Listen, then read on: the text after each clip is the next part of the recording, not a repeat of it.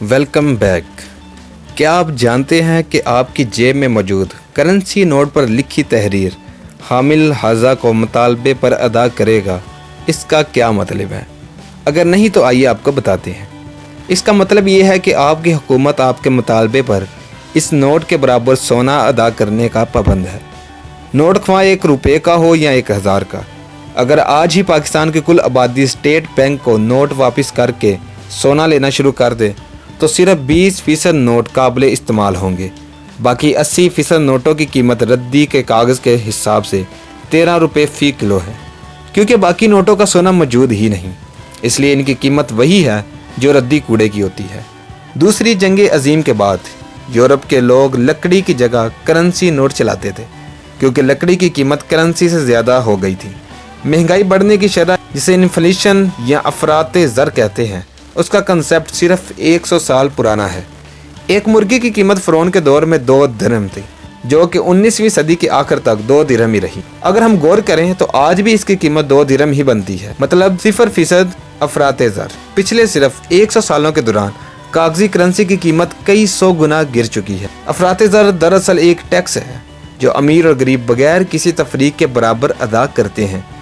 आज गुर्बत और अफलास की सबसे बड़ी वजह ही पेपर करेंसी और इस पर दिया जाने वाला सूद है। जो हम IMF या किसी दूसरे आलमी अदारे से डॉलर्स में कर्जा लेते हैं तो असल में डॉलर्स हमारे पास मुंतकिल नहीं होते, बल्कि अमेरिका ही किसी बैंक में मौजूद एक अकाउंट में सिर्फ कंप्यूटर के ज़रिए ट्रांजैक्शन होती है। उस अकाउंट में भी डॉलर्स मुंतकिल नहीं होते। आज तक दुनिया में मौजूद डॉलर का सिर्फ 3% छापा गया है, बाकी 97% डॉलर्स सिर्फ कंप्यूटर्स की हार्ड डिस्क में मौजूद है। IMF के चार्टर में ये बात तहरीर है कि कोई मुल्क सोने और चांदी के सिक्के जारी नहीं कर सकता जैसे पहले वक्तों में होते थे।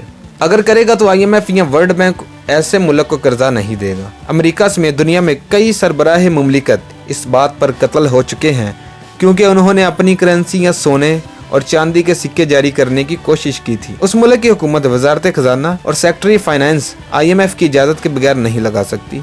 IMF कर्जा देते हुए सबसे पहली शर्त प्राइवेटाइजेशन यानी निजकारी की रखता है और इसके बाद कर्ज दिया जाता है। कभी गौर कीजिएगा कि ऐसा क्यों है। निजकारी का मतलब कि हुकूमत अहम सरकारी इदारे फरोख्त करेगी। सऊदी अरब और ईरान समेत तमाम तेल बेचने वाले मुल्क इस बात के पाबंद हैं कि तेल सिर्फ डॉलर्स के बदले बेचा जाएगा, ना कि बेचने या खरीदने वाले मुल्क की करेंसी में। इंसानी तारीख में कभी इतनी बड़ी तादाद में लोगों को बेवकूफ़ नहीं बनाया गया जितना आज बनाया गया। ये इंसान की तारीख का सबसे बड़ा फ्रॉड है।